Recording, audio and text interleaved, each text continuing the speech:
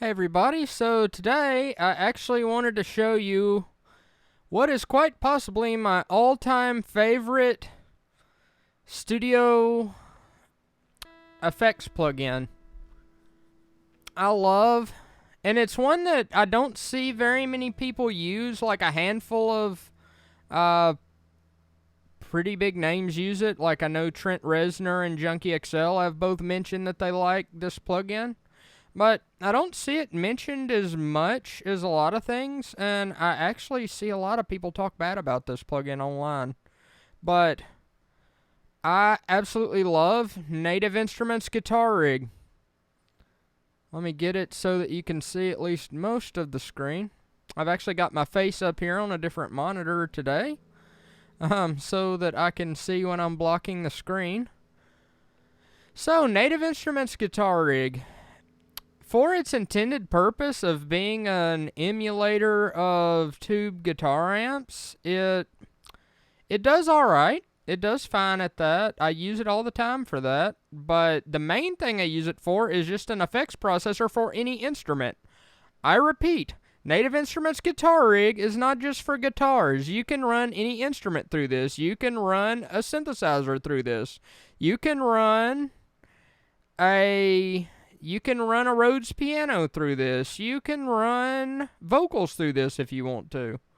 And you can process things and make things awesome. And I find it to be one of the most flexible sound design tools that I've got, because I'm a guitar player and I know all the guitar stuff. So I'm just gonna go through a few of my favorite effects in each category on here. So you click over to the components to get all the individual parts. And the presets, there's nothing wrong with the presets in here.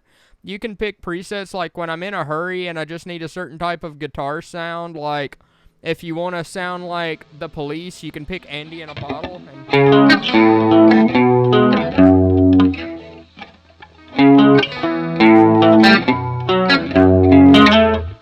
It's been a long time since I played that. Please forgive my playing of that. I don't frequently play Police songs. That guy had incredibly long fingers. Like, this part is, like, stretched out.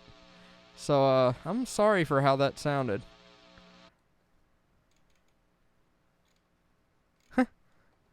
That's funny. There's a preset called Area 51. And, at the time that I'm recording this is that Area 51 day that everybody was talking about. What does this sound like in commemoration here?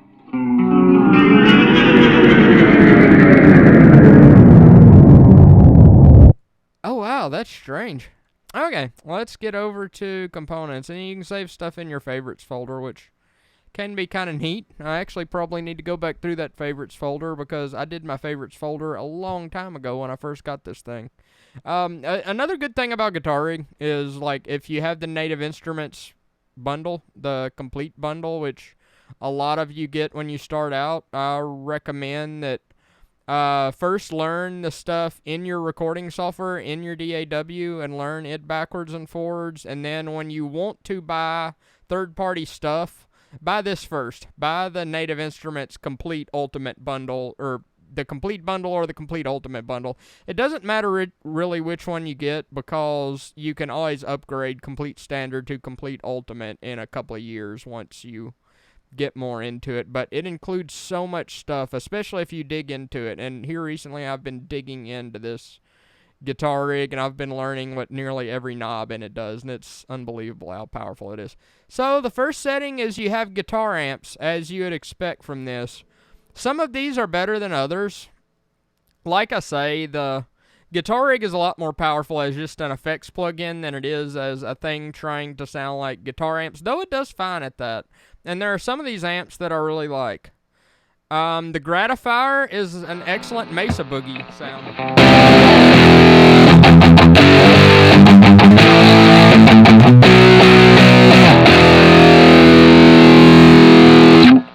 I'm playing a Telecaster right now, a Fender American Standard Telecaster.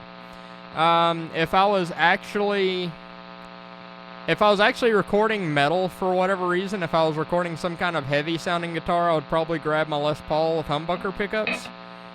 It works a little better on this. So the initial patch that pops up, it's not bad, But I recommend that if you have Guitar Rig, you go in and do your own initialize patch where you just zero out all the knobs where you can freely tweak it, because a lot of these amps, their factory setting that they're on sounds kind of bad, but once you tweak on it, like once you reset all the knobs and set it up yourself, it can sound a lot better. So if I was to set this up, I might set the gain up a little more. A classic thing with this amp is scoop the mids out just a little bit. I mean, some bands will turn the mids all the way down, like bands like Pantera and stuff like that will turn their mids completely off, or very early Metallica, like kind of like the sort of Master of Puppets kind of era Metallica. Turn the bass up. Turn the treble up a bit. Like, that's the thing that the patch that it comes up on, I think that the treble's a bit too high. Which then again, the treble setting was probably designed for like a Les Paul or something like that and not a Telecaster. This fader actually blends between two different mics. Like to the right, you have an SM57 with more brightness to it, less bass, less low end. And then to the left, you have like whatever that big square-looking Sennheiser is. I think it's the Sennheiser 421 mic. Bigger dynamic mic, kind of similar to this Shure SM7B that I'm talking through. It kind of has a similar sound to that. So yeah, another thing to do that's very helpful in recording, like this learn button will actually learn the appropriate volume for recording, so that you're not like recording too hot and clipping it, because that's actually a big thing with software guitar amps to make them sound better, is make sure your volume levels are appropriate and make sure your input gain, there's an input meter up here. You don't want it going just too crazy in, because it will overgain the amp and it will not sound appropriate, like it will have like a digital distortion that is unpleasant. So you want to watch that. But this learn button, you just click it and play.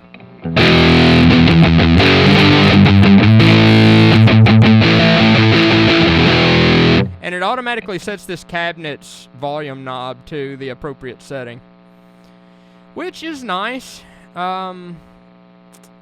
It's not like a colored volume knob like this master volume on the amp that actually like distorts the amp differently when you turn it up. But it's like you can set all these knobs the way you want them, and then you can hit this learn and play, and it will automatically give you a recording level that's not clipping. So that's kind of neat. That's the Gratifier amp. It's good for heavy sounds. I use it all the time. And then the Ramfire amp is, if you have the complete bundle, you actually get the Ramfire amp, which is the Rammstein guitar player's customized version of the Gratifier amp, which is, it's a Mesa Boogie rectifier, if you can't tell.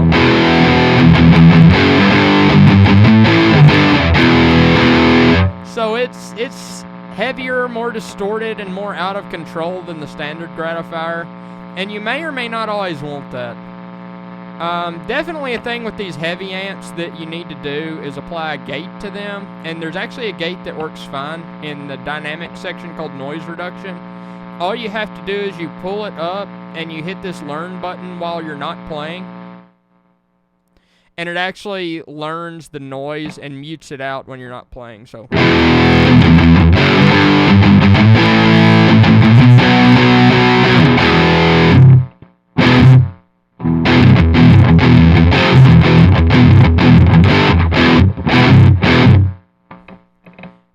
if you wanted a faster gate, like you could use, like, a lot of times I'll use Wave C1, the gate plug-in in the Wave C1 compressor. I bought a few of the lower end Waves bundles, like I don't even remember what they're called, but I have the Renaissance bundle and I have maybe the Silver bundle. I don't even remember. It's not as much as the Gold bundle, but it's like under that.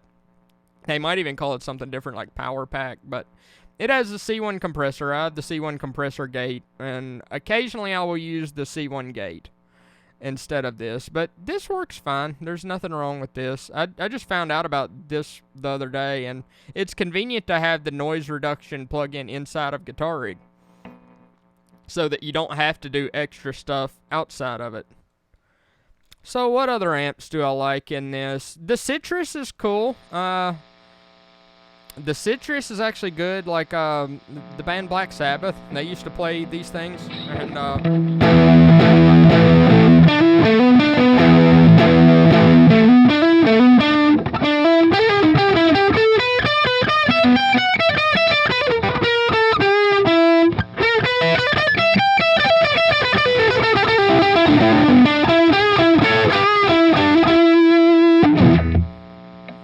it's just really distorted. It almost kind of sounds like a fuzz pedal.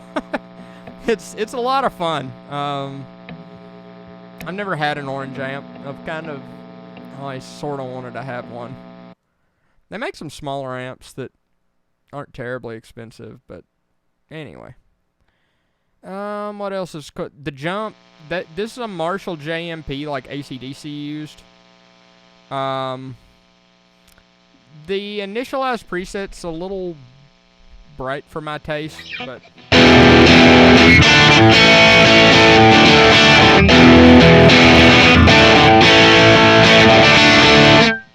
and you can set the learn on this.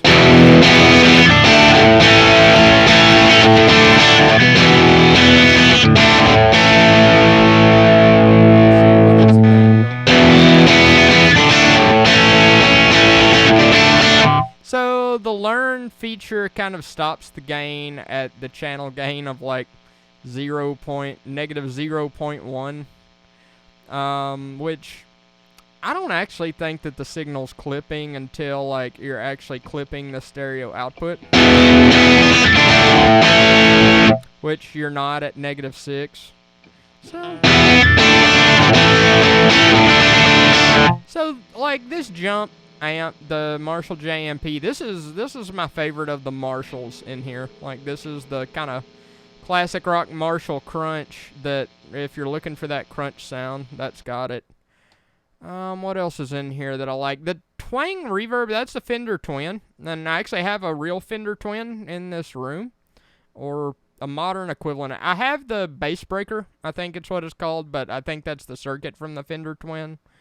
It might have a few differences, but I think it's supposed to be an amp that's built very similar to the Fender Twin, and sometimes I will record that when I want to record a real amp. It's a little bit more trouble to record a real amp, but for certain styles like blues, like for blues, don't use this, because it doesn't sound very good.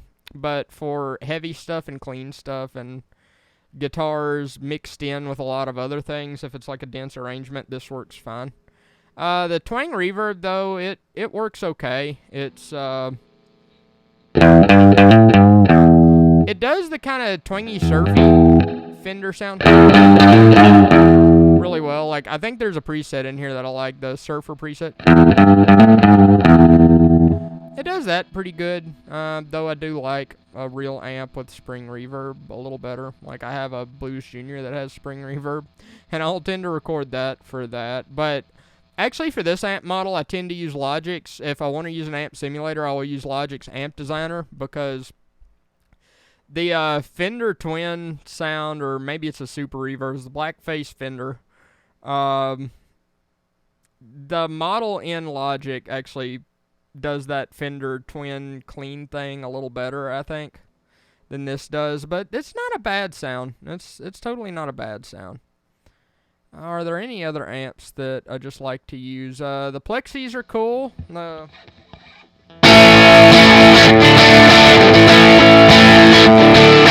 Like the very vintage, the 70s, 60s, and 70s Marshall amps. And there's a normal Plexi, which is kind of cool. And then there's a hot Plexi that's more gain.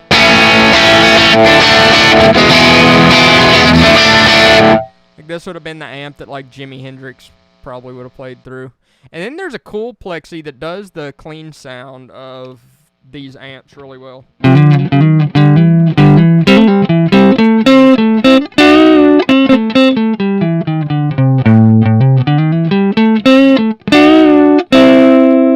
you can do that What's that? I used to know Wind Cries Mary.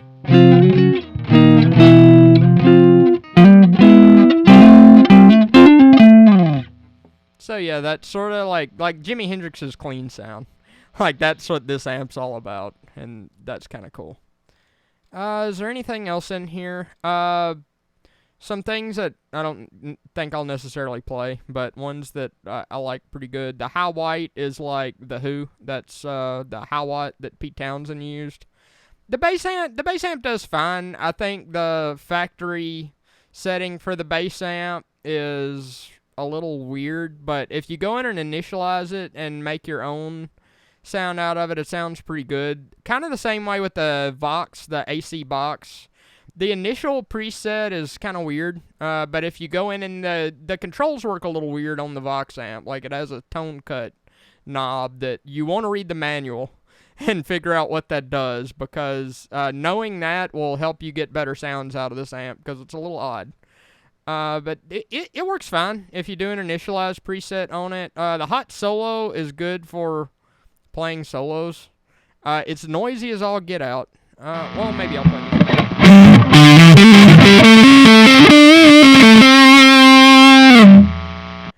And that initial preset's maybe a little too much. Like, maybe if you dial that back. The Jazz amp's cool, and the Jazz amp sounds good on this because it's actually a solid-state amp. It's the Roland Jazz Chorus. Play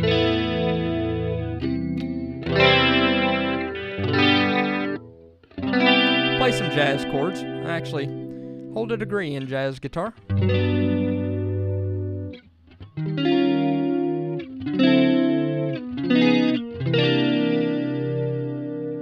I missed the fret because I wasn't paying attention, but it's jazz. I meant to do that. The Lead 800 is another good one for playing solos. Like, it kind of sounds like Slash. It's the Marshall JCM 800 model. The two Tweeds are alright. The Tweed Man is kind of a Fender bass man sort of sound, if you want that sound. The Tweed Delight is a smaller amp. It's like a Deluxe or a Champ. I think it's probably the Tweed Deluxe. It's kind of more similar to my Blues Junior. I think my Blues Junior sounds better than this, and if you're going to do bluesy stuff in here, this one works alright. But if you can record a real tube amp for blues, definitely do that. The Ultrasonic is a good kind of alternate heavy amp if you just really don't want to use the Mesa Boogie. Like, this one works good.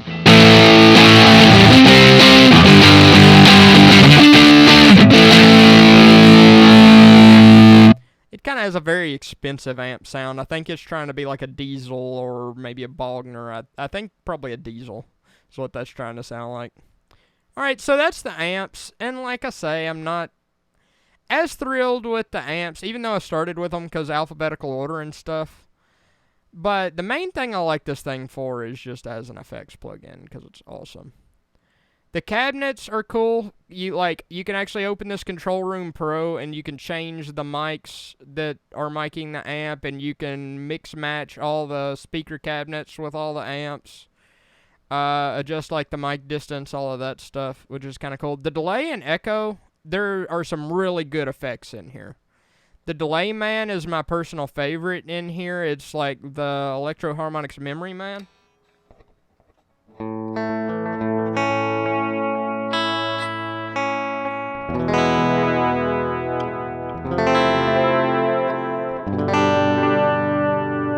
And you can sync it to host tempo, which I really like to do. You can hit this sync button, and you can make like dotted eighth delays.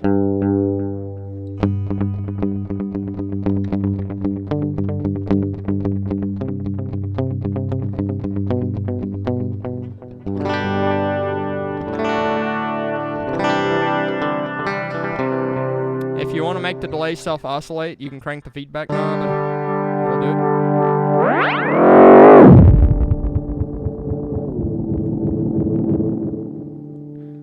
If you don't want that sound, then be careful with the feedback knob.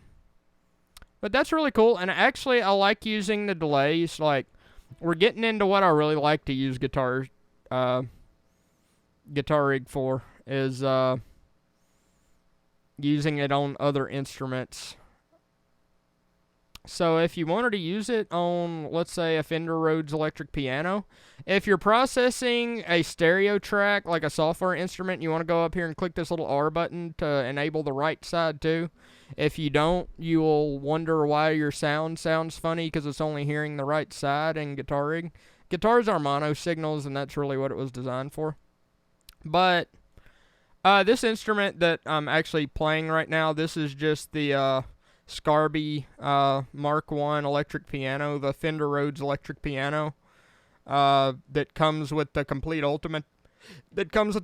bundle inside of Kontakt, Native Instruments Kontakt. I have one. The only thing that I've changed on here is I've turned the amp on in here because I found that using its own amp sounds more like a Rhodes through an amp that any of these amp models after the fact do. So without any effects, this electric piano just sounds like...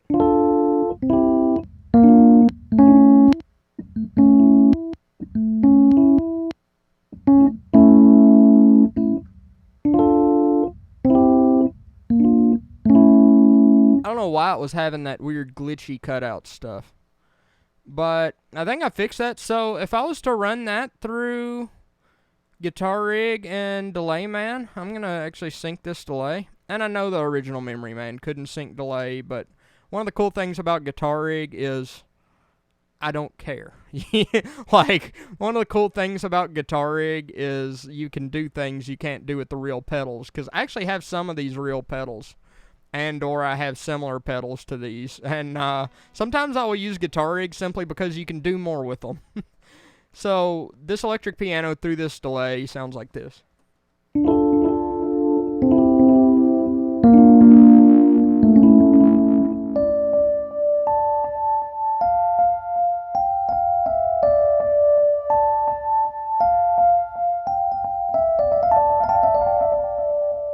So yeah, you can get your Mutemath Paul Meany on. That's somebody I always think of when I think of the Rhodes piano because he is great with the thing. So yeah, we got that delay. The Delay Man, it's cool. It's the Memory Man. It's probably my favorite one in here. It has the chorus circuit from the original. And if you want to get weird, you can dime it. And it will do a really wide, warbly, out-of-tune sort of chorus. But you have some other stuff, like this tape echo is actually the Roland... It is actually the Roland Space Echo emulation. And I haven't saved an initialized preset for this, but I should, because this one can get a little tricky. So I'm going to sync the delay. Oh, the delay is already synced. So with this one, like, you have the speed knob that controls the delay rate. Okay, it's got eighth notes. But these two different heads here, it actually has two echoes, and they can be staggered a little from each other to...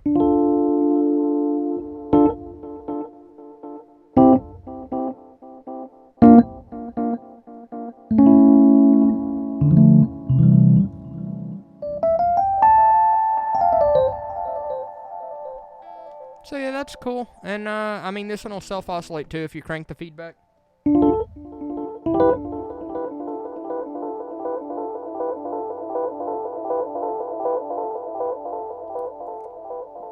And you can trail it back. It has a reverb on it that is... It's like a spring reverb that was on the original thing, but I'm not overly thrilled with it, to be honest. Now, the spring reverb that's inside of Guitar Rig and the reverb effect sounds great. I've used it on a bunch of stuff. In fact, there was actually an album I recorded for my buddy Jeremy, or in particular a song Shakin' that I recorded for my buddy Jeremy, that I used that spring reverb on a lot. We were both into the Mutemath album Odd Soul at that time, and that album uses a lot of spring reverb on everything. So, yeah, that's the tape echo. It works fine, and you can do a lot of stuff with it, and it has a lot of stuff that the original Space Echo had. So, that's a cool one. The Psych delay. This one's cool because you can do reverse echoes. Let's see here. Can I sync the time on this? So...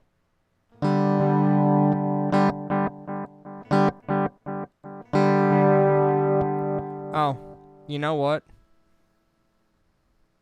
I'm playing a guitar, but this delay is on the piano.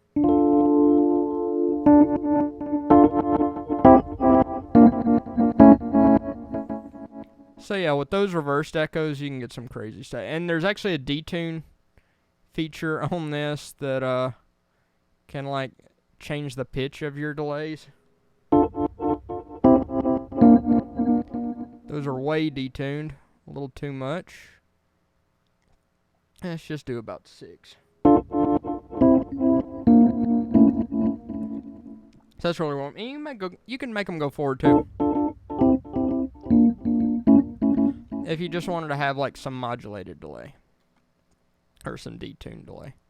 The twin delay. This is the last one in here that I really just learned how to work because some of them are not that exciting. Like, I don't know quad delay. Like, I didn't feel like wasting the time to learn quad delay. But this one, you have like 2 different delays for the stereo sides, which can be cool when you want to do this. It's just the clean digital delay. It's just kind of the normal delay in here. So you have...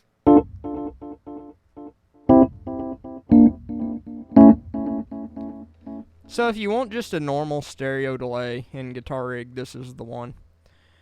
I tend to prefer, personally for this kind of sound, I tend to prefer just the Logic stereo delay that's built into Logic. But, hey, it's in Guitar Rig, and if you're in the middle of building some awesome, like, patch over here, then, and you want a little delay, then there you go. Okay, distortion. I'm going to switch instruments again. Back to the guitar. Let's see here. So I'm actually going to go into Amp Designer because I like this Fender Twin a little better. And just clean and large black face clean. This sounds a lot more like a clean Fender. I guess this is a Fender Super Reverb because it's got a 410 amp. But this is the black Tolex, they call it the black face Fender Twin sort of sound, or the Fender Super Reverb. The 60s Fender amps. So I'm going to go to that to demonstrate the distortion because I find that the Fender Twins in real life take pedals very well. Take distortion pedals very well. They're very clean amps, but they take distortion pedals very well in front of them. Most Fender amps do. I have 2 of them in real life.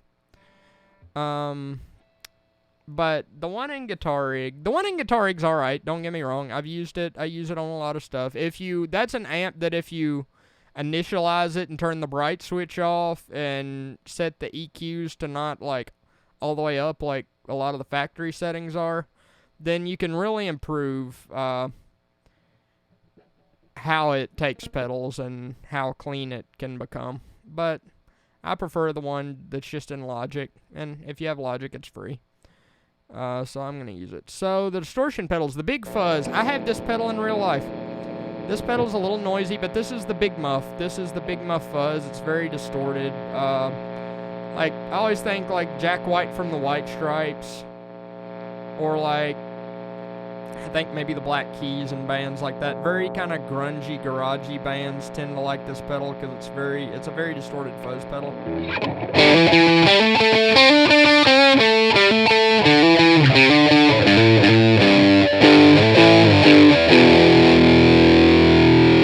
Like without it, just the straight amp. But with it.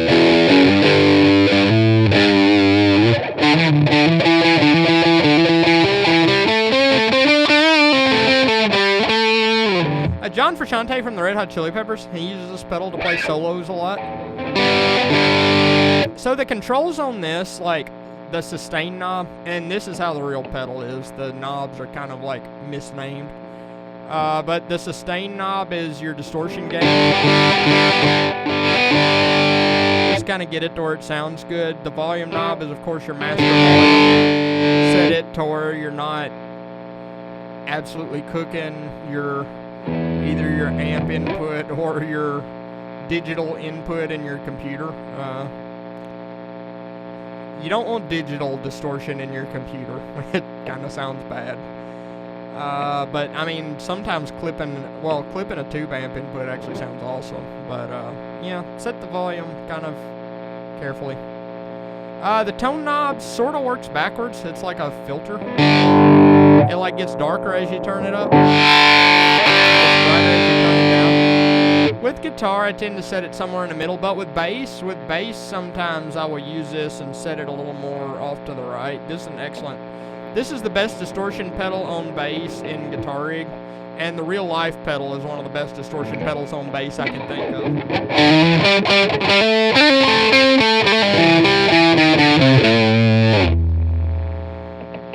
Alright, cool. That's nice. And actually, I'm going to demonstrate this on a synth too. So, the synth that I have pulled up, feel free to use any synthesizer you like. I personally like UHE Zebra because I've had it a long time and I know how it works. But this is not a complicated sound. Like, I could easily do this in like ES2 in Logic. This is just 2 saw waves. Like, I set it to dual. But if you're like in ES2, just turn on 2 oscillators and set them to saw and mix them together. And I have the detune up just a little bit so that you can kind of tell it's 2 oscillators, like they're a little out of tune from each other. Because with a synthesizer, I mean, the people that work with synthesizers, you know this already, but the people that don't, like if it's perfectly in the middle, you can't really tell there's 2 oscillators. You can only tell when you detune one a little. And then it sounds big and fat. So that's all this sound is. I don't even have a filter on it. I was just going to use it to demonstrate these sounds. So if you wanted to put Guitar Rig on a synth, which I frequently do, you want to open up Guitar Rig and turn the right stereo side on. And then like you can go to distortions and pop this big fuzz on it.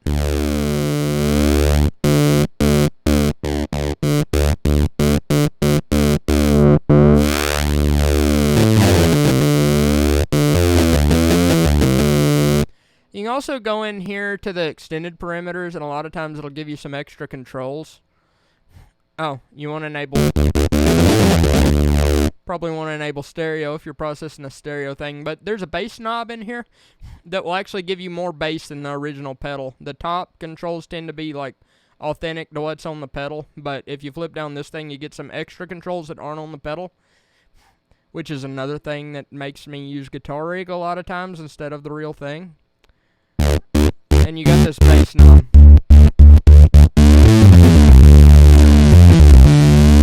It helps a lot. A lot of times when I'm processing something like this with distortion in here, a lot of times I'll go into this tools section and I'll grab the split. And what this will do is give me a dry wet blend. So I can blend in the clean signal without the effect in B. And I can blend in the full effect A. So I can kind of blend a little between the two. Without this effect. Play a low note.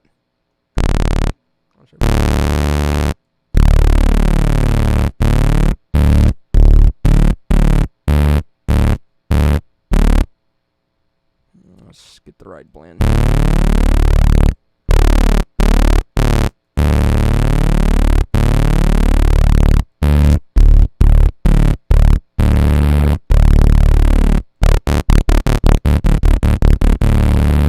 Just gives it a little bit more dirt. What are other ones that I like in here? I'll flip back over to the guitar right quick. So other distortions I like on guitar.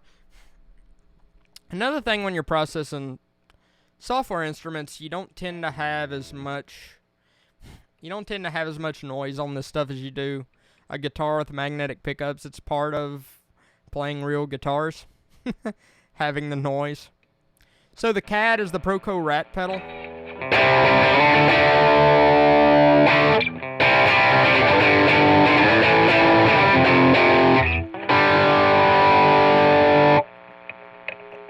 The Proco Rat is a favorite among pop punk bands.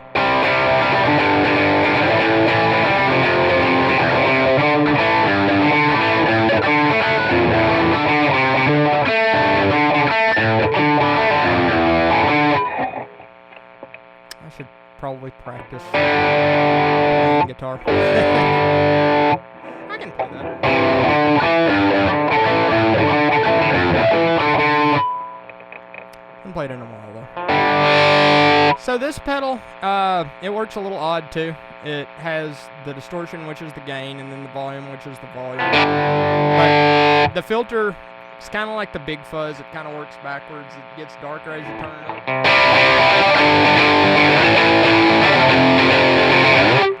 So that's a good sound. And you got some extra controls in here, like this balls. Add some more bass. You have a bass control, which is helpful too.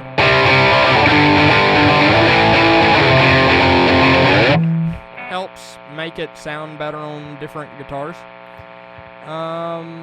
Yeah.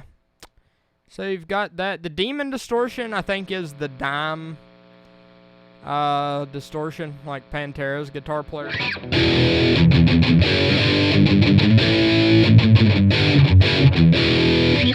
It's one of the better of the metal sounding pedals. Digital Lo-Fi, now this one's fun on, this one's one of my favorite ones to use on non-guitar stuff, so I'm actually going to flip back to the synth for a minute. And the Digital Lo-Fi, this is a bit crusher. So, it's digital distortion, kind of like, kind of almost reminiscent of a lot of, like, kind of old video game consoles and old, digital music gear and stuff. So, if I turn up the bit, it bit crushes it more. It reduces the bit rate. Like, if you hear about 8-bit, like, old Nintendo games are 8-bit, this is kind of what this does.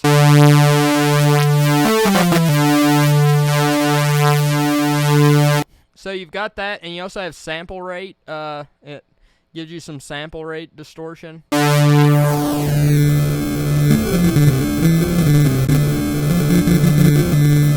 So that's really cool. And what's cool about these Traktor effects, and one of the reasons why I love using them, if you get, don't buy a guitar rig separately. Get it in the Native Instruments Complete bundle, because you also get this Traktor's 12. And along with Ramfire and Reflector and a few other things. And these effects are awesome. These are some of the best things in here. You also have this dry-wet blend, so like what I did with the split earlier, you don't actually have to do that with this to blend in some of the clean signal. Like fully clean signal, you can turn it all the way down, and then you can blend in this effect with your original sound.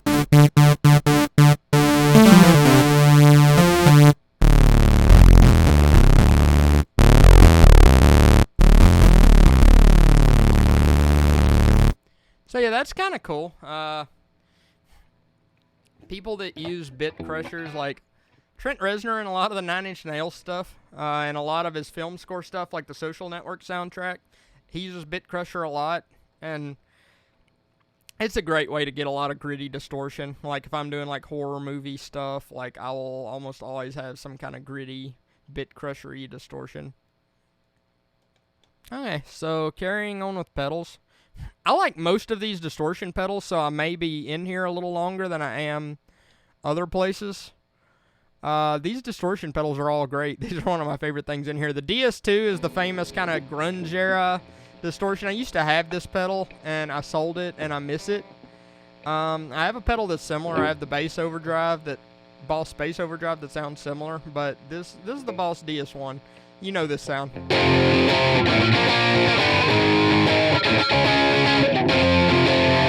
Let's see.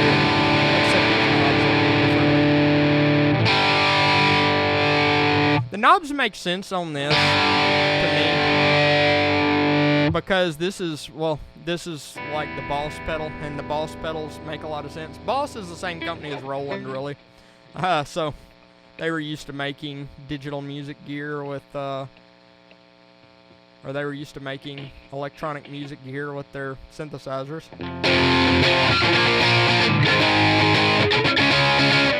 So yeah, Walls of Distortion, not an overly thick sound, but a cool sound. What else we got? The Fuzz, this is like the Jimi Hendrix sound, the fuzz face.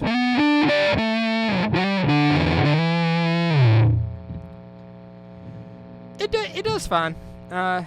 Some of the pedals I use more than others. I don't tend to use that one a lot, but that one works fine. The gain booster is good when you want to boost. It actually works better when it's running into its own amp. Like, if I wanted to boost, like, one of these amps, like, I will use the... I'll use my knit preset, though. Or, well, warm clean. If you want to actually boost one of the amps in here into its own overdrive with a pedal, like you do in real life with distortion pedals and the like a lot, this does it. Turn the reverb off. That's a little too much reverb for distortion. And that's something that I would want to hit that learn volume button on, because that gets a little loud. But that works good when you want to do that. I'm going to skip the Me Zone because that's the Boss Metal Zone pedal, and it sounds like the Boss Metal Zone pedal in here, but the Boss Metal Zone pedal is not all that well liked. Mulholland Drive is hard to control. It has like this wild feedback loop sort of thing. If you're into that, it's another Tractor's 12 effect. It's like this buzzy, feedbacky distortion that, I mean, it may be cool for sound design. I learned what all the knobs do on it, but it's hard to control. The Screamer is the classic Tube Screamer pedal. You gotta have this one. Stevie Ray Vaughan famously used that, and everybody used that. It's good for just like if you have a clean amp.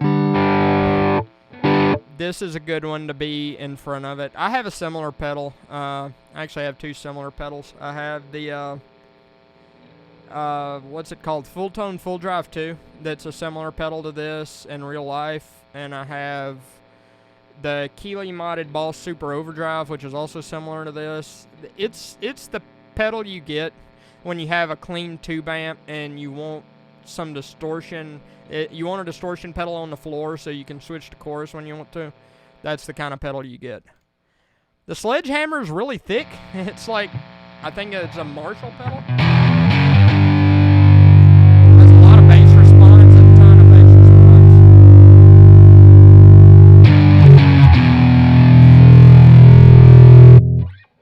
And actually, I'm going to pop this over on the synth right quick, because I think that this one's actually better for like synths and sound design stuff than it is on guitar. Yeah.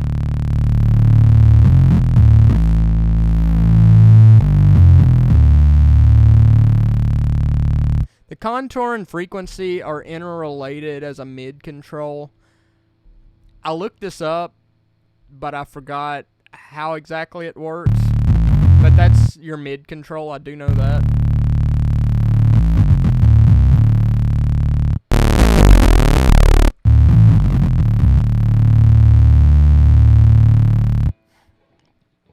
So yeah, that thing can get stuff dirty. Like it's cool. It's a good one to use.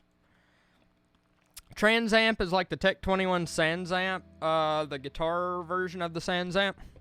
I use the bass version of the Sans Amp. I have one of those in real life when I want to record a bass and not use a computer amp simulator. But the guitar Sans Amp, or I don't know about the guitar Sans Amp. I've never really messed with one, but this Trans Amp's a little odd. It's a little weird sounding. It works okay with like a synth or something like that, but. And this is the treble booster. It's kind of like the gain booster except with treble. Queen's guitar player Brian May always is said to have used a treble booster. I don't know. I don't use treble boosters much. Okay, I'm going to add a third track in here because I want to demonstrate the compressors with drums. Yes, I said drums. So I'm going to just grab one of these drum loops from the stock loops menu. Don't tend to use these in music much, but I like to use them for demonstrating and practicing with effects.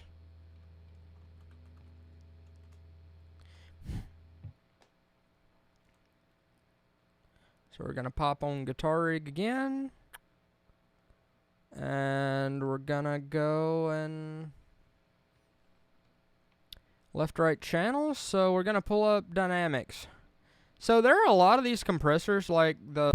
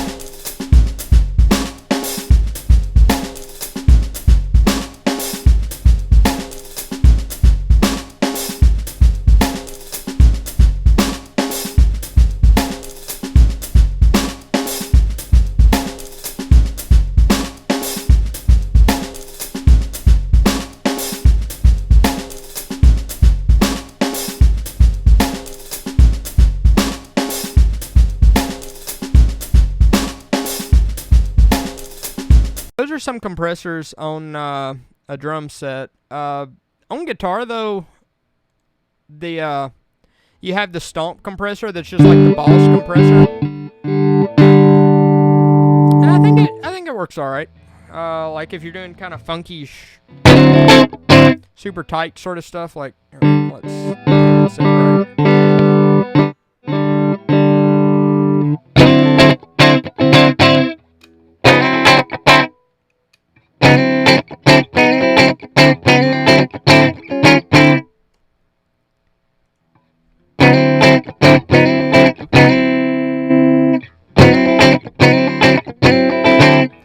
I don't have a lot of experience with the Boss compressor. I've never owned one, but I've had several guitar compressors. I used to have an MXR Dynacomp that worked similarly to this. It's useful when playing slide or when you're doing... I find it kind of useful when you're doing like ambient effects like swells and stuff to kind of give you a little... not necessarily distortion, but a little bit of extra gain and a little bit of extra kind of sustain and stuff. It's not just a volume boost. It's kind of like a volume boost plus sustain. It's kind of helpful to have a compressor.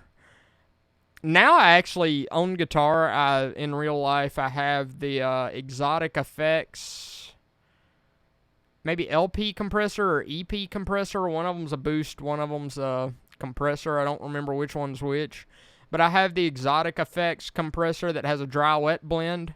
And I love that because I almost never like to use just straight compression on a guitar because it gives it... I mean, this compressor does it. It gives it that sort of rubbery attack sort of sound. I don't tend to like that, but I tend to like the sustain and kind of little boost it adds that compressors add. So I kind of like the dry-wet blend to kind of blend between compression and no compression. So that's the things in there. I used the noise reduction earlier and kind of demonstrated it. It works great. And the noise gate works pretty good too. It's a little more aggressive on the noise.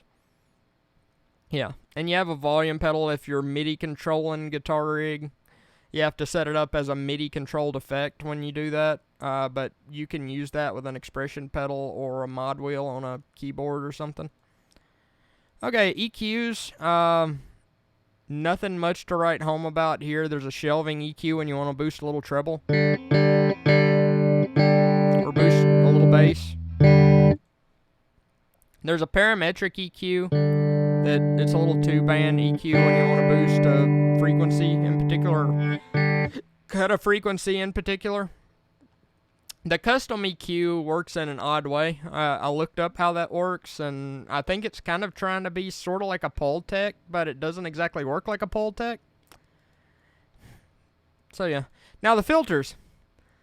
Now you're getting into one of my favorite things in Guitar Rig. Now this is a part that I don't use on guitars all that often, though there are some good effects with guitar in here. But I will tend to use these on. I'll tend to use these with the modifiers on synths and stuff because these are awesome.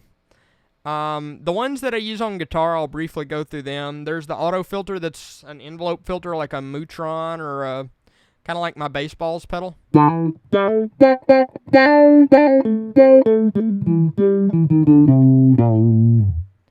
That does that. And there's also various wah pedals like the Cry Wah, the Crybaby Wah. If I'm using these on guitars as a wah pedal, and of course you could put it in as a MIDI controlled effect, and you can MIDI learn this wah fader here. But I actually tend to use it more often like this when I'm doing this in Guitar Rig. I pop open this envelope, this input level modifier in the modifier folder, and this is like the greatest thing about Guitar Rig, because like all of these modifiers, these are like synth modulators, and you can assign these to any knob on anything in Guitar Rig. So that's something that even if you have every one of these pedals inside of Guitar Rig and every one of these amps, that's something that you can't do with them. That's something that you can only do in the digital world in here unless you pay people to turn knobs back and forth while you play. So to use this is an envelope follower. So it's kind of the same way as that auto filter did. So what you do, you want to drag the crosshairs to any knob you want to modulate. But in this case, this one, and you'll want to check in here to make sure it didn't go anywhere you don't want it to go. And you can also adjust the amount, how much it's going to modulate it, but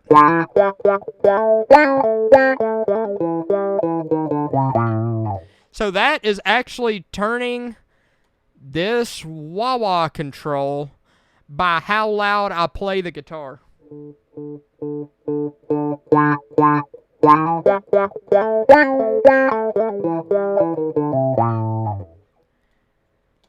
So yeah, the Cry Wah works great. When I do wah stuff, I tend to use that one. I have a real Crybaby pedal, and it sounds pretty close to it. The real Crybaby has a little more kind of distortion and imperfections to it, but that one works fine. Nothing wrong with that.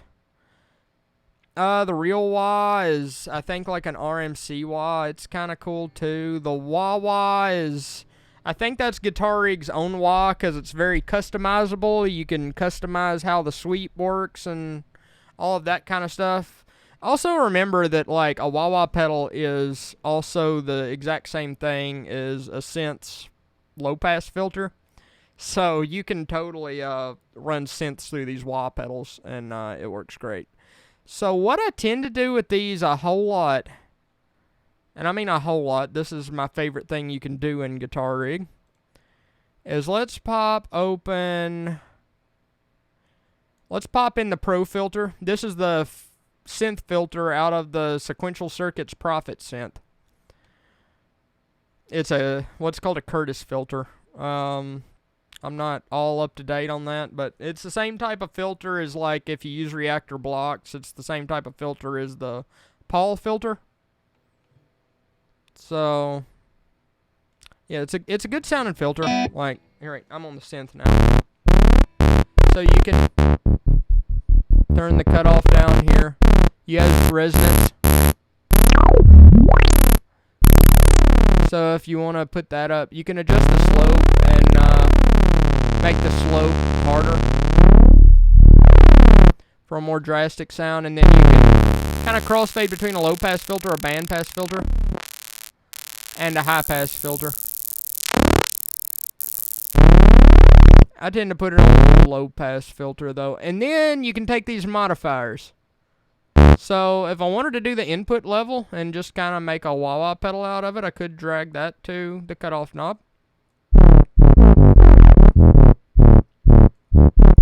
Go in here and make it go all the way up.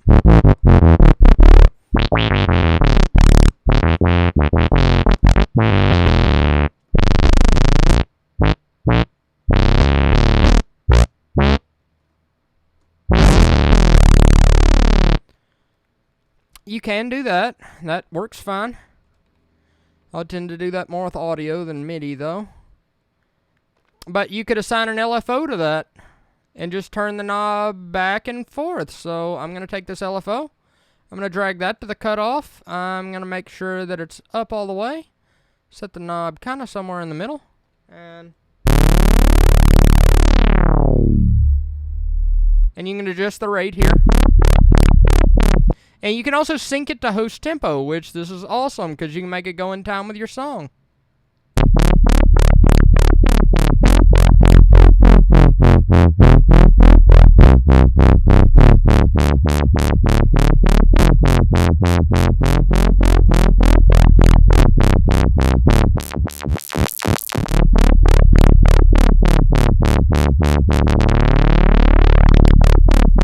You can change the shape of this filter too if you want to. You can make it a square like an on and off. You can make it like a saw shape. You can make it random, like sample and hold.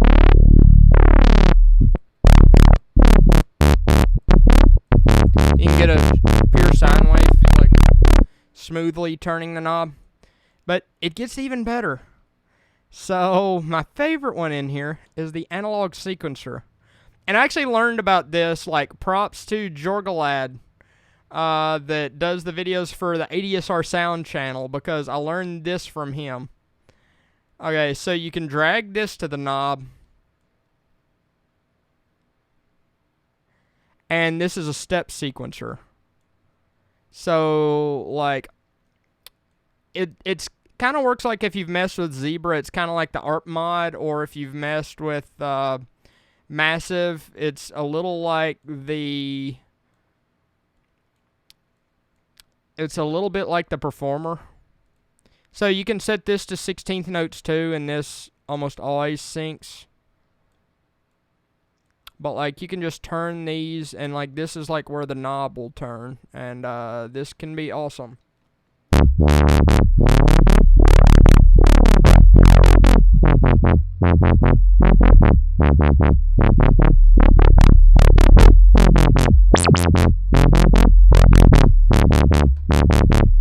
So let's say we got this going as a filter, and let's like put the sledgehammer distortion in front of this.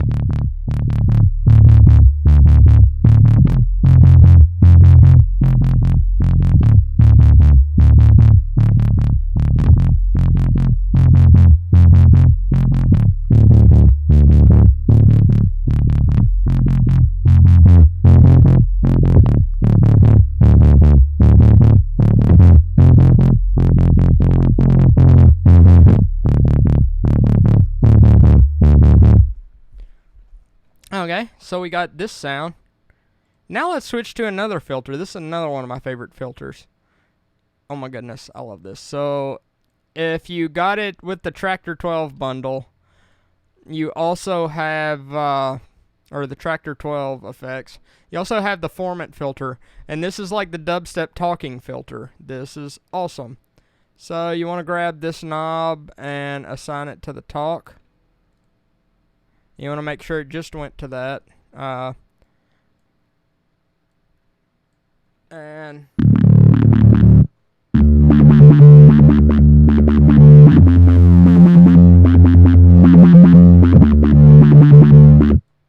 let's make it go slower.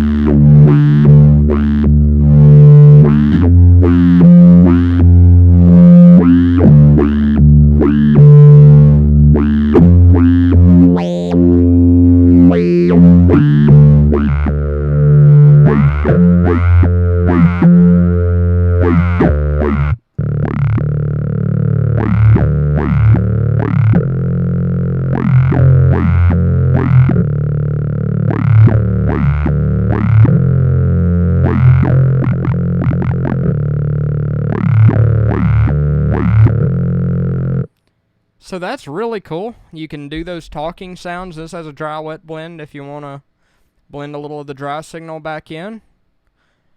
But what other filters do we have? The filter bank, I'm just now learning about this kind of thing in general. This is kind of like the resonator in Zebra or like a Moog 914 filter. It's kind of like a super aggressive EQ. And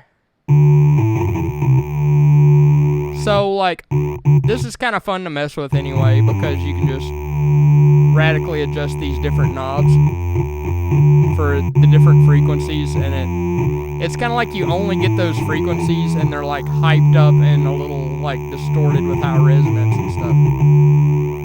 So, the dry signal without this, it's thicker because it's got more frequencies, but it's kind of a cool, it's almost sort of a radio, old radio sort of effect. So a thing that's cool to do to this is actually the shift knob will like actually shift through, and it kind of almost sounds like a vocoder a little bit. If you just kind of whack these out and then... So what I like to do, I actually like to assign these modifiers, these modulators to the shift knob. And you want to make sure that it just went to that. Yeah, it's actually getting better. They might have had some kind of update I didn't know about. So let's make this go faster.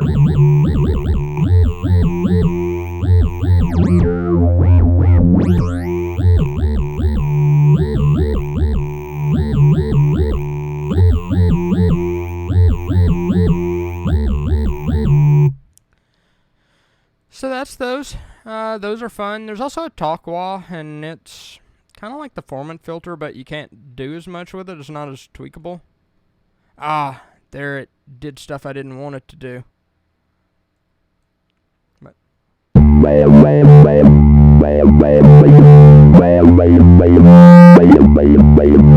we're getting digital distortion. We're kind of hitting the output a little hard.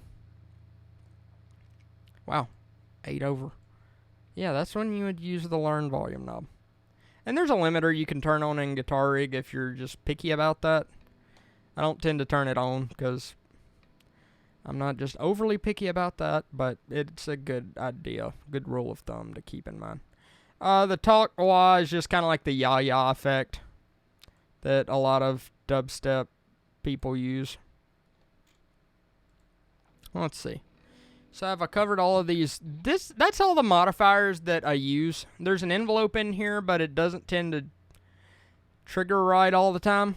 If I want to do envelope stuff, I tend to use this input level that is an envelope follower that just kind of listens to the audio and modulates a thing a certain way. I actually, in Reaktor Blocks the other day, I actually downloaded an envelope follower from the Reaktor user library for free.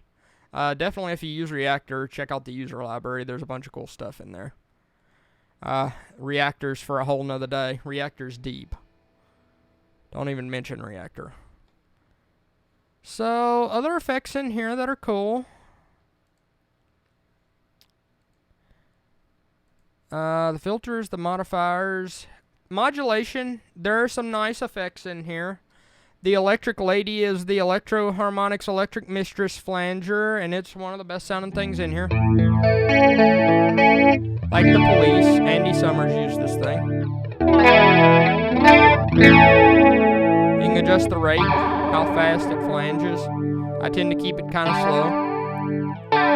You can adjust the depth, how wide the flange is. Color, I think, is sort of like resonance or something like that. Static will actually kind of make it a comb filter. It will let you set it at one position and not modulate it. You can sync the time if you want to. I don't tend to do that. You have a dry wet blend, which could be cool.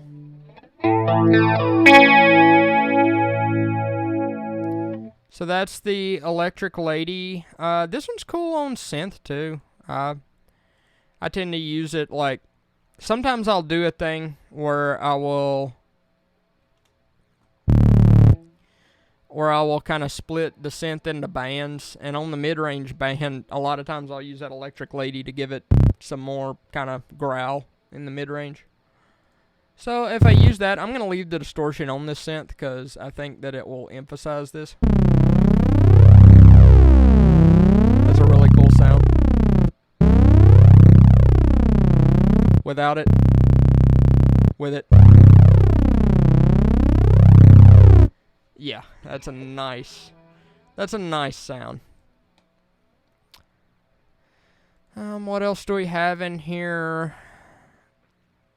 We have the ensemble is the famous Boss chorus ensemble. Like Red Hot Chili Peppers use this, like the chorus sound in the bridge part and Under the Bridge is this thing.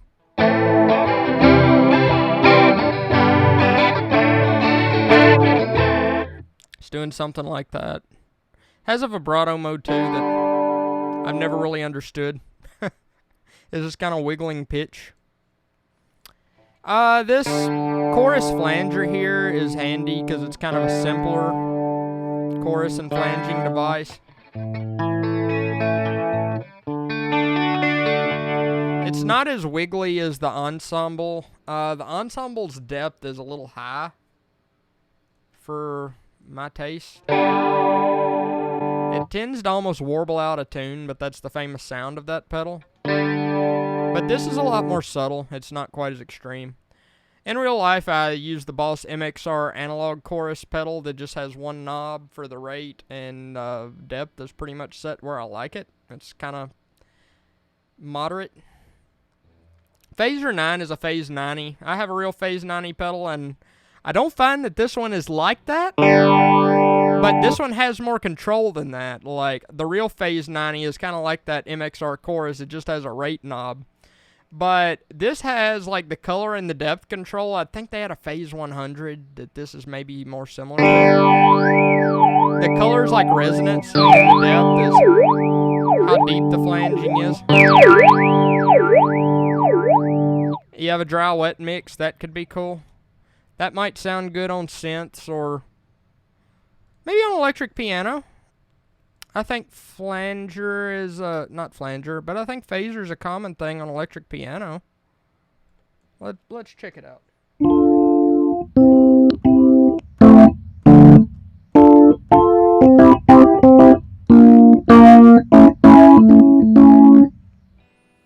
Yeah, that's sort of cool. What else do we have in the modulation department? The rotators, the Morgan Leslie speaker sound, like the Beatles used to do stuff like.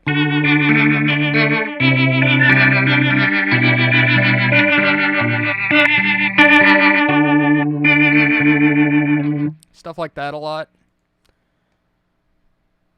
You got a different phaser, the stoned phaser, which is, I think, trying to sound like the Electro Harmonic Small Stone that maybe, I think Kurt Cobain might have used it.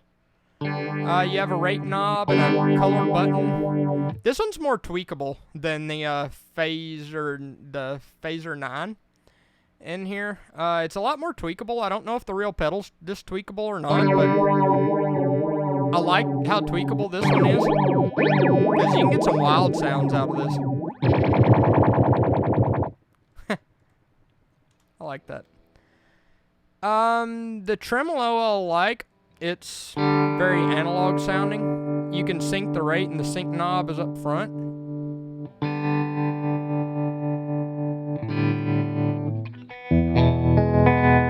It's very analog sounding. Like, I find this one more analog sounding than the one in Logic. And in fact, this is my favorite tremolo on the Rhodes piano. I like to use tremolo on the Rhodes because Paul Meany from Mute Math does it.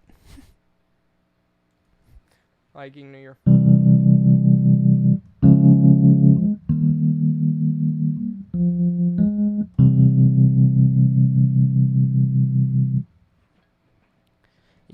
I like that sound. What else in here? Oh, the stereo tune. This one's actually a cool effect. Like, this is one that's hiding in here that is good for a lot of stuff. So this does the same thing. Like, you see people use the Sound Toys bundle for the little micro shift and the micro shift. This is it, pretty much. Like, this is the same effect.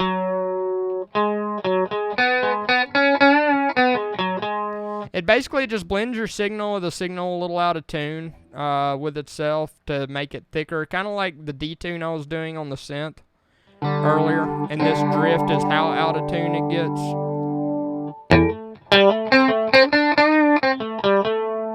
So this is that effect. Without it, it's just... But with it, it's... You have a dry wet mix knob between the in-tune sound and the out-of-tune sound.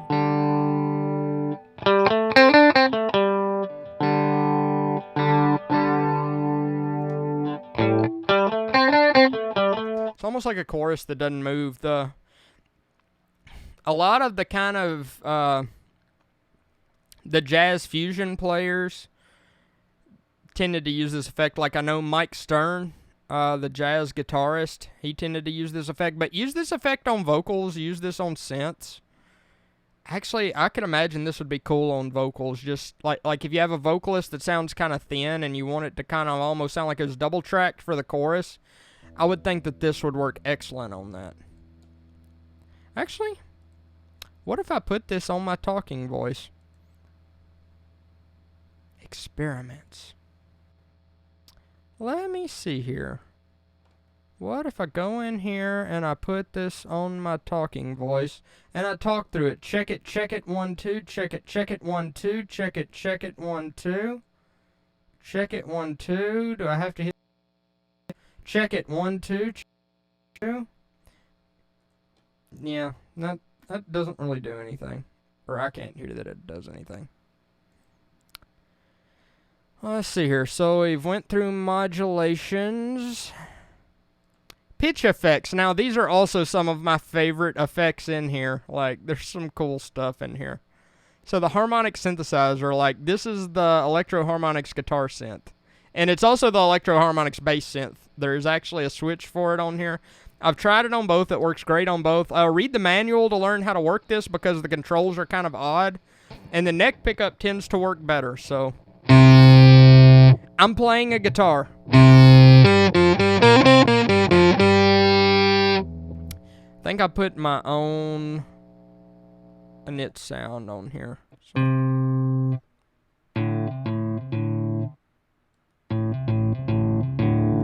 So yeah, you can blend in a sub-octave. You don't want to play chords with this, just single notes. So you have these faders, basically, it's sort of like an octave pedal, but it's like a more synthetic octave pedal. So you just have a sub-octave and you have a high octave you can blend in.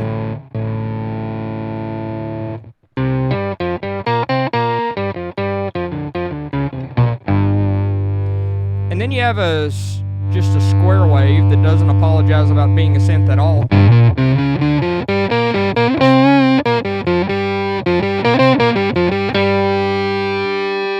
You can turn it off. And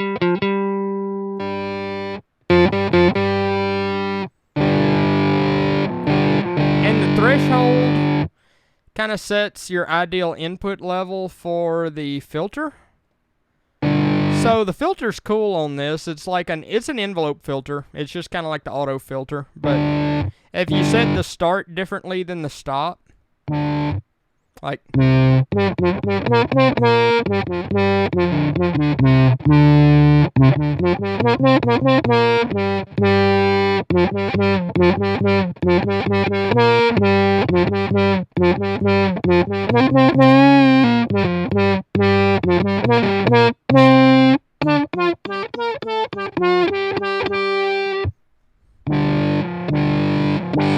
You have a resonance control, like if you want to make it squelchy.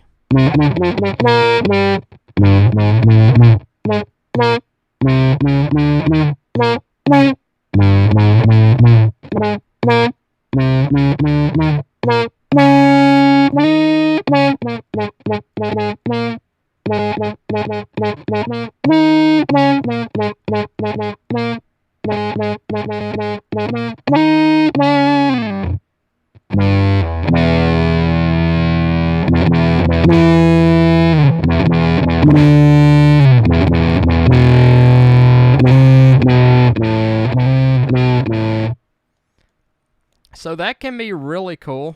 And then the rate, you can make the envelope filter really slow.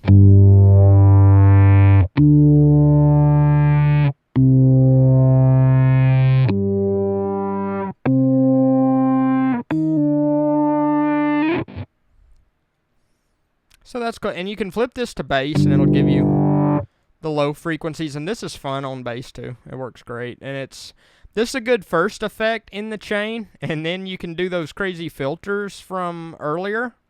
And you can run it through some of the distortions in between there. And you can get some cool stuff. You have an octave pedal. These are more popular on bass than guitar. But you hear them on guitar every once in a while. The pitch pedal is the whammy. And I would probably use, where are the modifiers? I would probably use the input level, which is an envelope follower, to modulate this. But I want it to go all the way up. Okay, so I'm actually going to give this a little more gain going in. Make sure it goes all the way.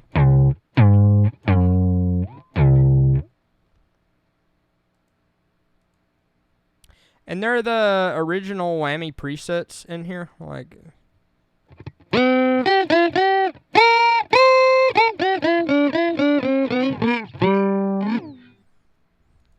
that actually works a little odd.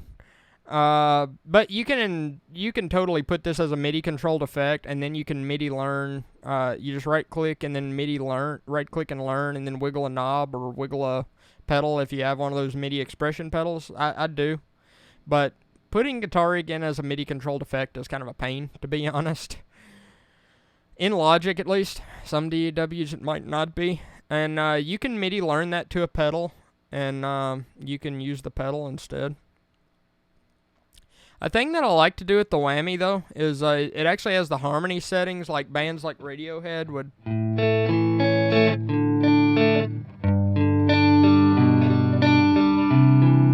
I mean, Radiohead would play something darker and more minor key than this one. Is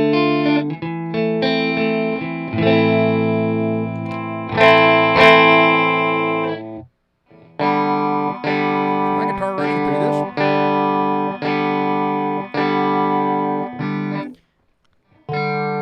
Yeah, I hear it a little bit.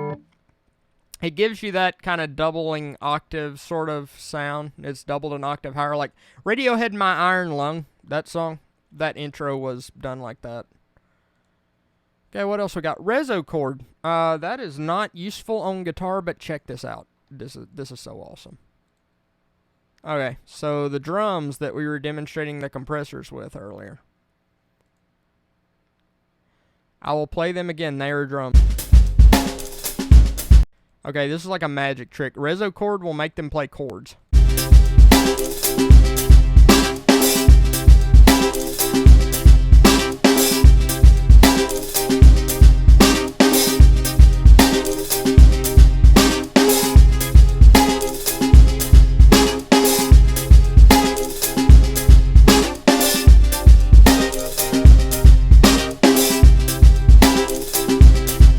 I have no idea what meta and frank chords are, but it will make percussive sounds play chords. I think this was originally in the Machine drum thing. I don't have Machine. I've never used it except the phone app version. I think Machine is kind of like Battery on steroids. It's like electronic drums, and you can do a lot with it. It's kind of a DAW. I've seen people use it. But Reso chord is an effect from there that it makes drums play chords. It's awesome. In a sort of vocodery, obviously synthetic kind of way. It doesn't sound like a guitar playing chords. So, that's cool. I don't know what transpose stretch does. I never use it. The reverbs. There are some goods, bads, and uglies in here. But among the goods, I love the spring reverb. This is on the drum channel. I need to switch back to my guitar. Though the spring reverb is good on any instrument, really. Reverb, spring reverb. The reverb knob's a dry wet blend. And then the time is like the decay, how long the reverb is. When I'm trying to do a natural spring reverb thing, I tend to just kind of use this reverb knob. You can actually hear the spring bounce when you hit it. Without it. With it. But you can get this real spacey. Like you can make it really long.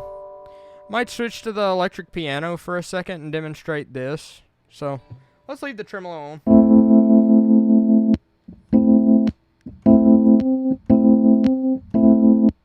Why in the heck is it doing this? Is it because, like, it unloads the stuff from memory and then loads it back? I bet that's why. So, if I'll put this spring reverb on that.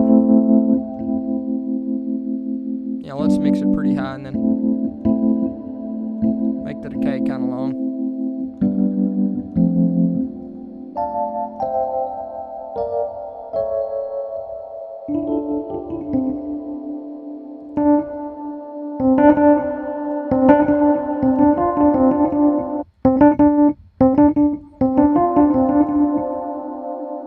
So that's really, really cool. If we wanted to put that Memory Man delay back in and set the time too. I like kind of using dotted eighths to get it out of the way of the main sound.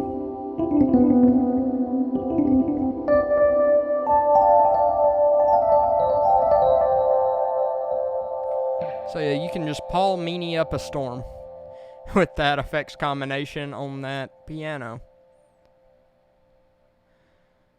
So what else do we have in the world of reverbs and guitar rig? Iceverb is interesting. It's like a reverb with a resonant filter. So it's kind of like if you took... It's kind of like if you took that Pro filter from earlier and shoved it in the middle of a reverb. So you have the dry wet blend. You have the size that can make it into a huge reverb if you want to. Then color is like filter cutoff, and then ice is filter resonance.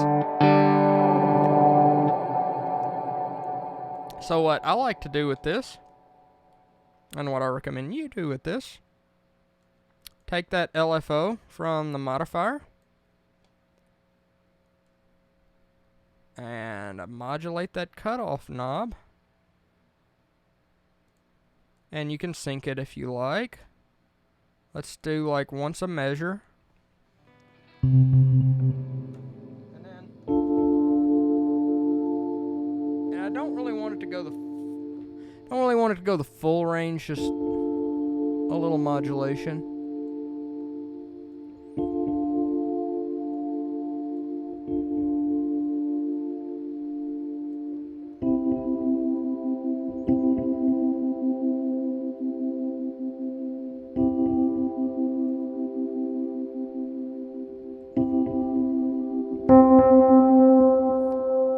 Wait, is this happening on the guitar? I knew I was going to do this. I was going to have too many of these open. So, on guitar. Oh, wow. That is way too fast. So, like, once a measure.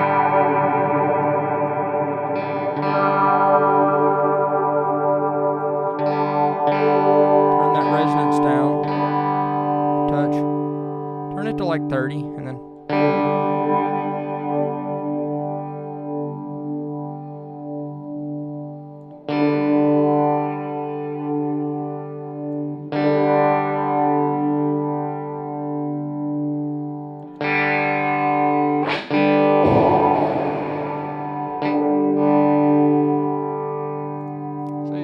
Pretty big sound and reverb.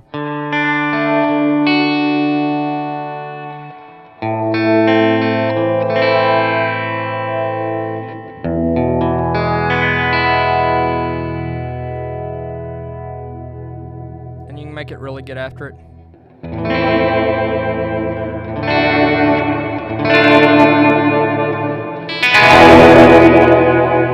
I distorted the output.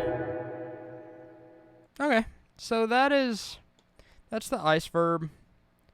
What else in here? Reflector. It is a perfectly fine convolution reverb, which means it emulates real rooms.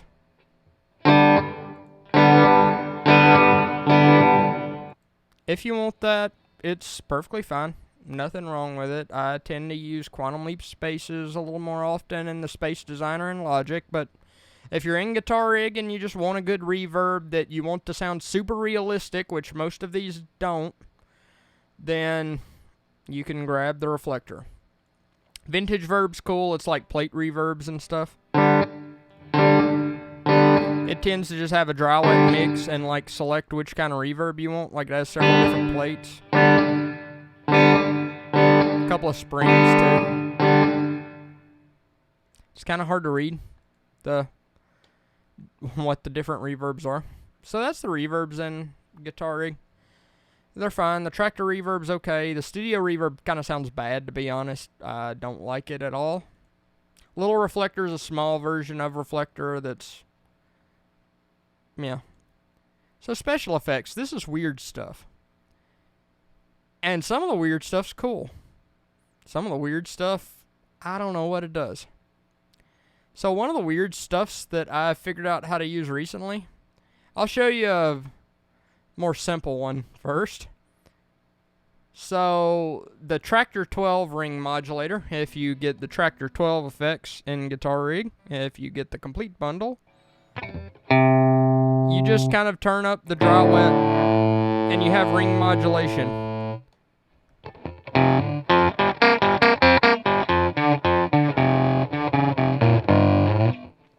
So ring modulation. So on guitars, you might have heard it in songs like the guitar solo to Black Sabbath Paranoid, and Tool Stinkfist, like the intro, the little...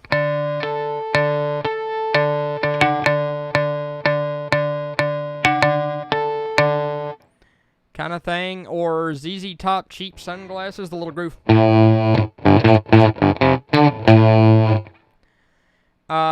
But it's more commonly, it was like a synthesizer thing in the world of modular synthesizers and weird noise making that was used in a bunch of early sci-fi movies. Layman's terms, it's a tremolo that goes really fast. It's volume fluctuations that go really fast. And you can adjust how fast they go here. And kind of like the depth of movement, I guess, is kind of here. I don't remember what raw does, to be honest. So that's the simpler one. Now there's a more tweakable one. And this one, I actually looked up what this was modeled after. It's sort of loosely based on a few of the Mooger-Fooger pedals, or Mooger-Foger pedals. It's loosely based on the ring mod pedal and the frequency shifter pedal. I think they call the frequency shifter maybe something else. But it has both ring mod and FM on it. So like if you know like FM synths, like the digital synth, like if you've seen my video making the bell sounds, that's the FM digital synthesis. So this thing's wild. So right now it's just a real fast tremolo. But if we crank it up more and flip the switch to high,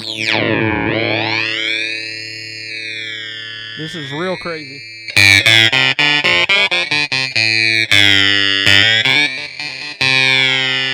And then like the FM knob is the frequency modulation on top of that.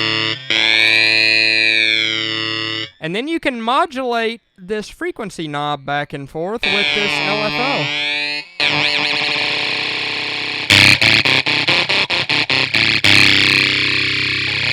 So that's like modulations of modulations of modulations. Like that's getting insane with the sounds. I recommend once you figure out how to use this, make an init preset. that has everything turned off, where you can like turn all the stuff on manually.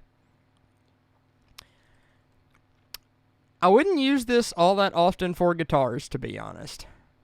Now what I would use this for is, no, let's not do acoustic drums. Actually, I'm going to open up battery. I like Native Instruments battery. It's a simple thing for electronic drums or just one-shot drum samples or any kind of samples, really, that you want a simple way to play them back.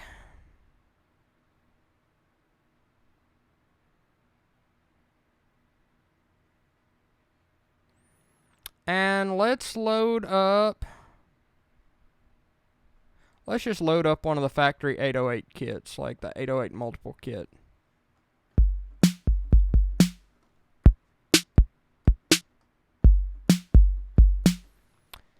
And let's make a pretty typical little drum beat. I'm going to call this battery 808. I'm going to mute these drums for the time being. Let's make your typical little 808 drum beat that's been run into the ground.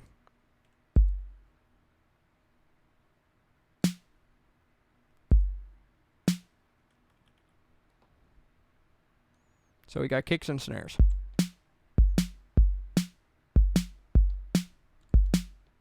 Let's drop the tempo a little bit, make it a little more groovy.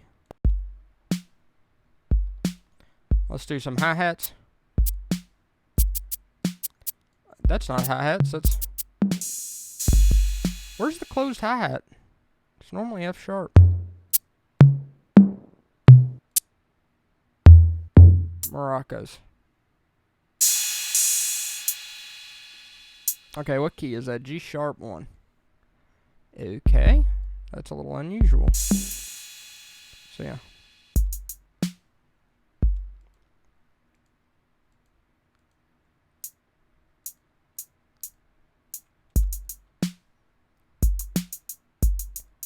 Let's increase the velocity a little bit because that's a little quiet.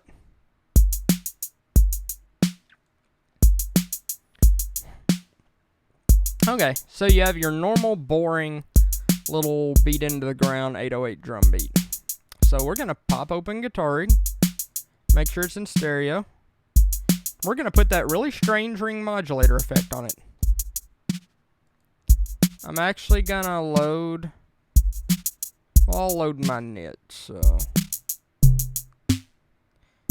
Okay, so that's getting somewhere if I turn it on high.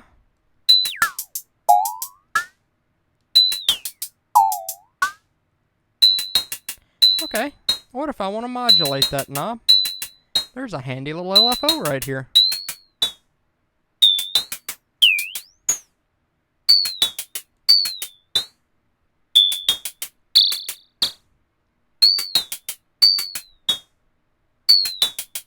How fast do I want to modulate it? Like that.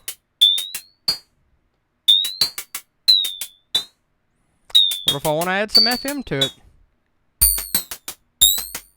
Wow.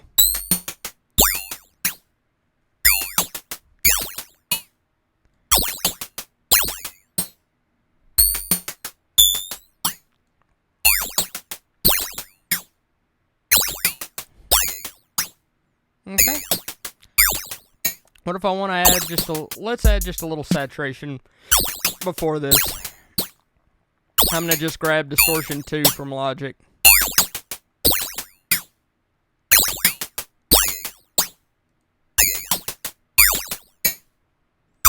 Okay. So we got that.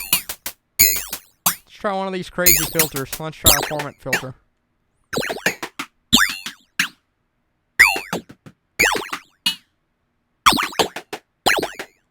Maybe not. What about just a low pass filter?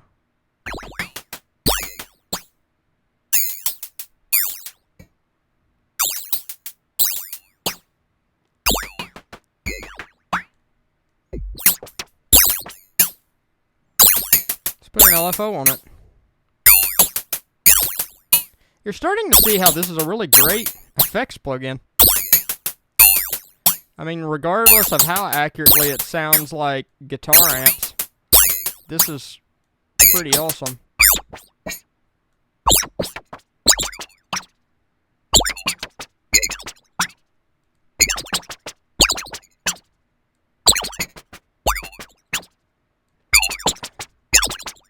Is there a dry wet mix on this?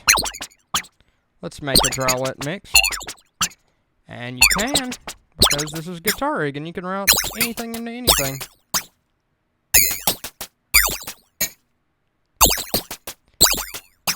And like the Moog filter pedal, like, that's another thing. Moog actually made a filter pedal in their chain too, and it had a dry wet mix for these purposes. So, this is what that crazy ring mod effect is good for. Like, if I bypass all of this, that's just a pretty boring drum beat that you've heard a million times, but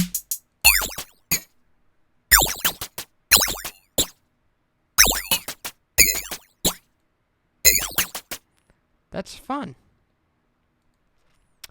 Alright, so what else do we have in Guitar Rig? Probably not much. The grain delay, I loaded this up the other day and tried to understand it. I think it's a little bit like the Absynth Etherizer. Do I not have my guitar enabled? But it's kind of complicated and kind of doesn't sound as good as the Etherizer. I don't know what any of this other... Well, the Gator, I think that's just like a really wild tremolo.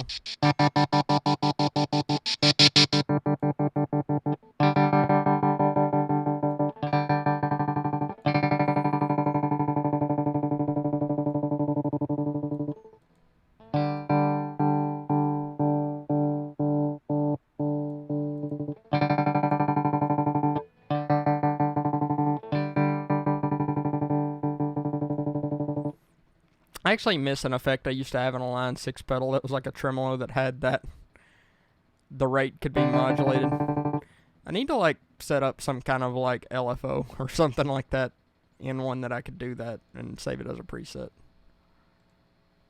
So that's that, and then you have some tools in here. The container is kind of cool. I just found out about the container recently. Like you can, so let's say you have several different effects like lined up inside of this, like you can actually put effects inside of this thing. So let's see here, let's get the digital lo-fi, and it, for some reason, it makes like 2 copies. I'm not sure why it does that. And if I wanted to turn the bit rate up with this knob, I could. But let's say I also want to turn the sample rate to about there.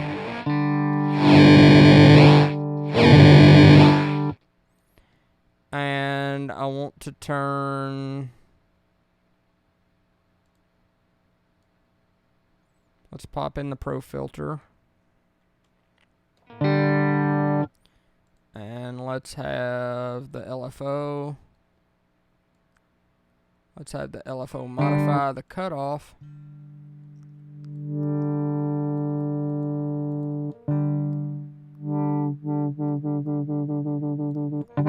In like 16th notes.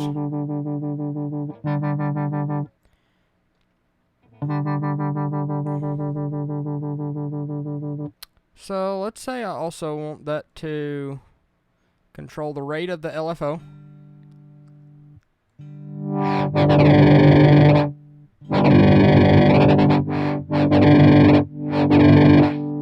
And I wanted to turn the LFO resonance, or I wanted to turn the filter resonance up just a bit.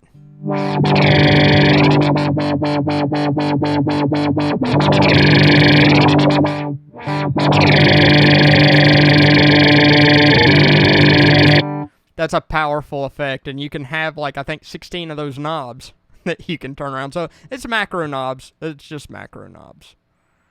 The crossover, if you want to do multi-band stuff, like if you don't want the effect to be in the bass of the sound, but you want it to be in just the high end of the sound, You can set a frequency at where you want to split it. You have a split for mid-side mode if you're a mid-side mixing person. So that is really the extent of Native Instruments Guitar Rig. It is quite possibly my single favorite effects plugin. I've had it a long time, and early on when I got the Native Instruments bundle, like at first I was a little iffy on whether Guitar Rig was going to be good or not, because I was like, I like my tube guitar amps, and I still do. I still like my tube guitar amps. I still record my tube guitar amps when the project calls for it. But I instantly just kind of fell in love with Guitar Rig because it's just this crazy effects processor that you can like route so much stuff into, and like you can route one knob to control 16 things, and you can make LFOs and sequencers control knobs, any knob, and you can just do so much. It's just so powerful and so fun. Like, and since I'm a guitar player and I kind of know how effects pedals work and stuff, like this was my early kind of sound designing, experimenting. This is where I was the strongest because I already knew how this stuff worked in the real world, so translating it to how it worked in software was very easy. But anyway, definitely check out Guitar Rig if you've got it.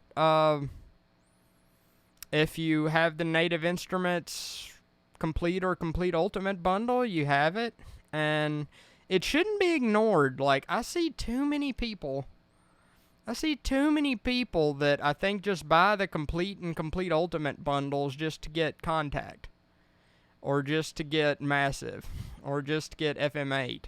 And they just ignore everything else in there, even though, like, I mean, Guitar Rig is awesome. And Absynth is a little hard to work, but it's awesome.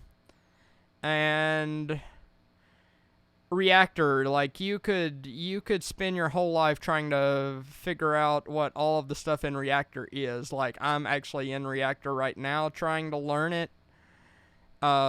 I mean, I knew how to do a lot of stuff in Reaktor. Like, I knew how to play Monarch. I love Monarch. It's a mini Moog emulator. And Razor's good. Rounds is good if you make your own initialize patch for it, because the presets in there are a little too busy for my taste. But if you make it initialize patches for both the analog and the FM side, it is incredibly useful and fun to use. But as far as like the factory synth, the factory library in Reaktor and Reaktor blocks building modular synths in there, it is unreal the amount of stuff that is in that thing. And I mean, and also learning about how to program your own patches in Contact. Like, I made a video about that where I was making the guitar drones with Contact, and that's awesome. And I use a lot of the Native Instruments bundle. I was using Absynth Etherizer as an effects plugin on that. I mean, and you can use Reaktor effects. Like, you can make effects in Reaktor blocks once you learn how to use that, and you can use that as guitar effects if you want to. Like, I have one of the Moog filter in there that is really, really cool, like, that I use from time to time. Actually, do I want to quickly demonstrate that? Yeah, I think I do. Let's get a distortion in here. And let's actually open up. This can get crazy. Like, definitely, like, I have strong feelings about people that buy the Native Instruments bundle and don't know, like, all the stuff that it can do. Like, especially, like, don't go, if you have the Native Instruments bundle, like, I know it's tempting to buy a bunch of stuff extra, but just take some time sometime and just learn what all the stuff does that's in there. So, this is a Moog filter that I have set up, and I've got some LFOs, and I've got an envelope follower in this, so it's my guitar's running through a Moog filter. It's awesome.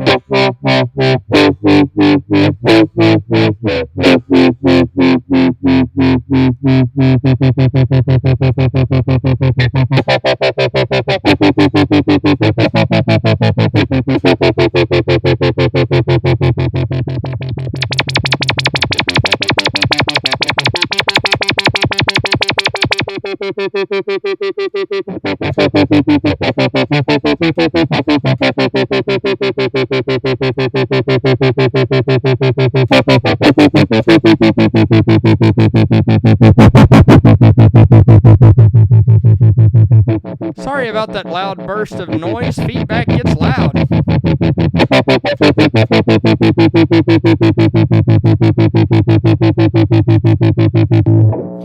And I downloaded this envelope follower out of the user library. It's the 6, I think it's called like 6FM or 6AM or 6EF, something like that.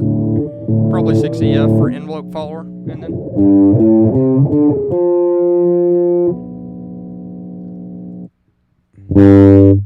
yeah, the signal might be a little weird coming in.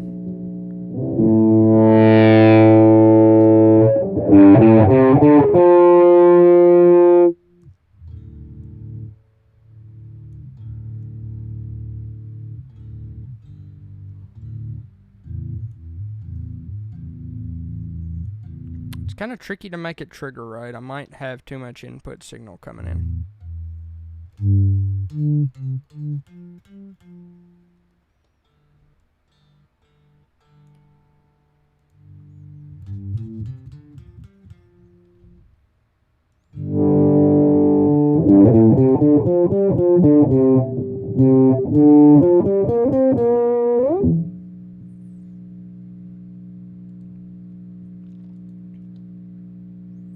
So yeah, if you have the Native Instruments bundle, learn how to use the stuff in it. See ya.